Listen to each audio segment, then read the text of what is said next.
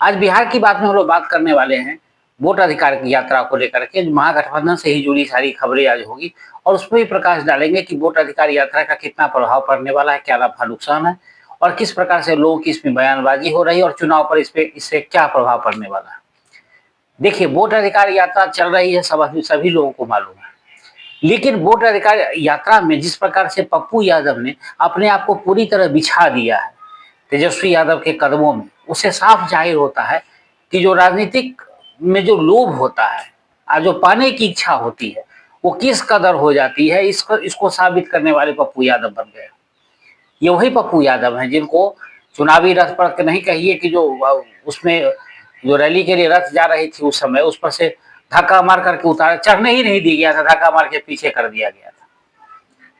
उनको बहुत इस बात का रंज भी था कि मेरे साथ ऐसा व्यवहार किया गया है, उन्होंने कहा था मेरे साथ नाइंसाफी हुई है, हमेशा मुझे पिछले पायदान पे रख दिया जा, तमाम बातें उन्होंने कही थी।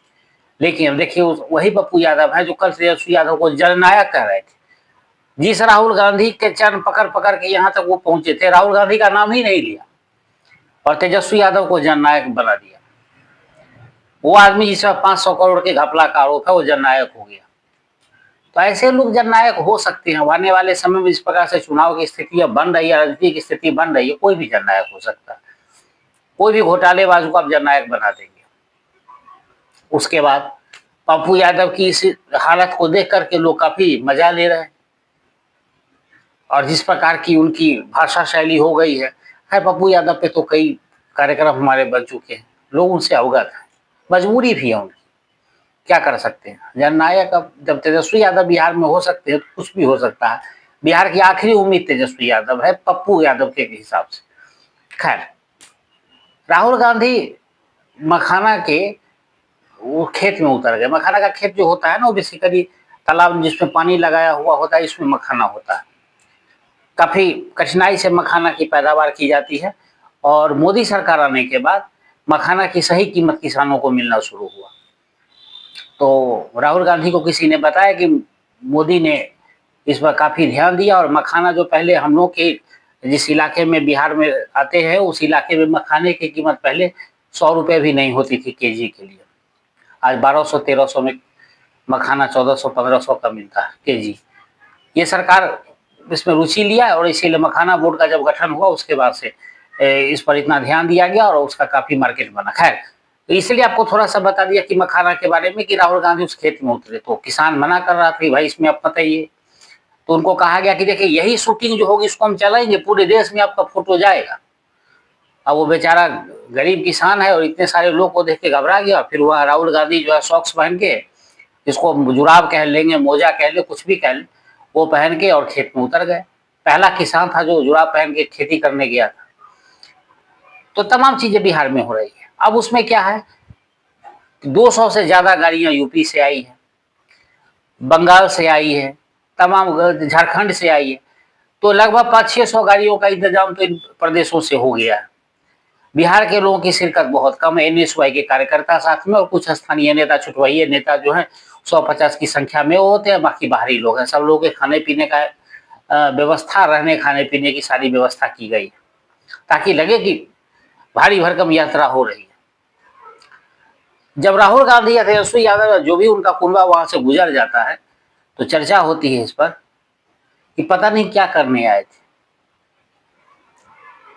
अब देखिए, आपको लग सकता है कि मैं इसको नेगेटिव पे ले जाऊं, लेकिन नेगेटिव है नहीं, ये वास्तविक है, क्योंकि मैं 2 दिन इस यात्रा को बहुत नजदीक से मैंने देखा है और देखने के बाद आपको बता रहा हूँ। 2 दिन से मेरी खबरें भी आपको कम मिल रही होगी, बड़ा नजदीक से गहन अध्ययन करने के बाद इस खबर पर मैंने आपको अवगत कराया है। स्थानीय लोगों का कहना है कि ये सिर्फ ड्रामा है, क्योंकि चुनाव आयोग जो कह रहा है वो सबको दिखाई दे रहा है, सुप्रीम कोर्ट जो कह रहा है वो दिखाई दे रहा है, हो क्या रहा है जमीनी स्तर पर वो सबको दिखाई दे रहा है। उसके बाद वोट अधिकार यात्रा है। आपको याद होगा कि इंदिरा गांधी जब चुनाव जीती थी अपना मिशनरी का दुरुपयोग करके, उसके बाद उनको 6 साल तक के चुनाव लड़ने से मना कर दिया गया था। उसके बाद इमरजेंसी लागू हुई थी। तो वोट चोरी तो कांग्रेस का काम था। संजय, जिन्होंने डाटा उपलब्ध कराया, संजय कुमार, महाराष्ट्र वाले मुद्दे पर, वो संजय कुमार क्यों चुनाव आयोग से माफी मांगते घूम रहे? ये सारा डाटा का खेल और गलत डाटा प्रस्तुत किया गया। हाँ, ऐसा मैं नहीं कहूँगा कि मिस्टेक नहीं हुआ, थोड़ा मिस्टेक है, लेकिन वो 150 की संख्या में। अब उसको आप 65 लाख और 70 लाख तो बना नहीं सकते हैं। तो इन तमाम चीजों को आप देखेंगे तो जिस प्रकार से वोट अधिकार यात्रा को लेकर के राहुल गांधी उत्साहित हुए, या तेजस्वी इस मुद्दा को उठाया था और राहुल गांधी ने इसको हाईजैक कर दिया, तो अब तेजस्वी यादव को ही समझ में आ रहा है, वो असहज हो रहे हैं। उनको अब समझ में आ रहा है कि राहुल गांधी मुझे किस प्रकार से धोखा देने जा रहे हैं। अब अच्छा, दूसरी बात की, जब राहुल गांधी की प्रेस कॉन्फ्रेंस हुई तो उन्होंने कहा कि बड़ा सौहार्दपूर्ण वातावरण है, आपस में कोऑर्डिनेशन बहुत अच्छा है, सब कुछ बेहतरीन चल रहा है। उनको लग रहा है कि हम जीत चुके हैं चुनाव, हरियाणा में भी जीत चुके थे, वो महाराष्ट्र में भी जीत गए थे, ऐसा उनको लग रहा है। जब जब राहुल गांधी को लगता है कि वो चुनाव जीत चुके हैं, समझिए उस चुनाव में राहुल गांधी की हार तय है।